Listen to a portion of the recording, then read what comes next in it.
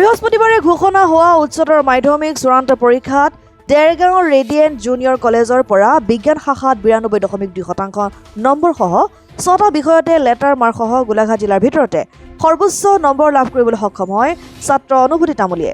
দেৰগাঁও পৌৰসভাৰ 9 নং ৱাৰ্ডৰ বঙালগাঁও নিবাসী গড়কাপ্তানী বিভাগৰ কনিষ্ঠ অভিযন্তা সিদ্ধাৰ্থ শংকৰ তামুলী আৰু গীতালী তামুলীৰ সন্তান অনুভূতি তামুলীৰ এই সফলতাত অসম জাতীয়তাবাদী যুৱ ছাত্ৰ পৰিষদৰ দেৰগাঁও আঞ্চলিক সমিতিৰ লগতে দেৰগাঁৱৰ বিভিন্ন দল সংগঠনে অভিনন্দন জনাইছে। পঢ়াৰ সমান্তৰালভাৱে গান গাই ভাল পোৱা অনুভূতিৰ কোনো নিৰ্দিষ্ট সপোন নাই বুলি সংবাদ মাধ্যমৰ আগত প্ৰকাশ কৰি সদায় নতুন নতুন কথা শিকাৰ মন থকাৰ লগতে প্ৰতিযোগীমূলক পৰীক্ষাসমূহত অৱতীৰ্ণ হোৱাৰ বাবে নিজকে প্ৰস্তুত কৰি ৰখাৰ কথা জানিবলৈ দিয়ে।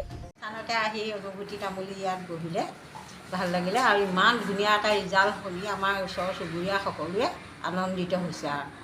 আমি তেওঁ ভালকৈ পঢ়া সুশিক্ষা গ্ৰহণ কৰিলে, সেইটো কাৰণে আমি নথৈ আনন্দিত হৈছোঁ। হিচাপে ভালেই লাগিছে, গতিকে সকলো আমি যিখিনি কৰিব পাৰোঁ সেইখিনি কৰিছোঁ আৰু বাকী সকলোখিনি ল'ৰাৰি ফুৰ সি আগবাঢ়িছোঁ। তাক লৈ কিবা সপোন আছে নেকি আপোনাৰ ল'ৰাক লৈ? প্ৰত্যেক মাক দেউতাকৰে এটা সপোন থাকে যাতে সিহঁতে নিজৰ কৰ্মত আগবাঢ়ি যাব পাৰে। দেৰগাঁৱৰ পৰা ইন্দুভূষণ মহন্তৰ ৰিপৰ্ট, অসম আদিত্য।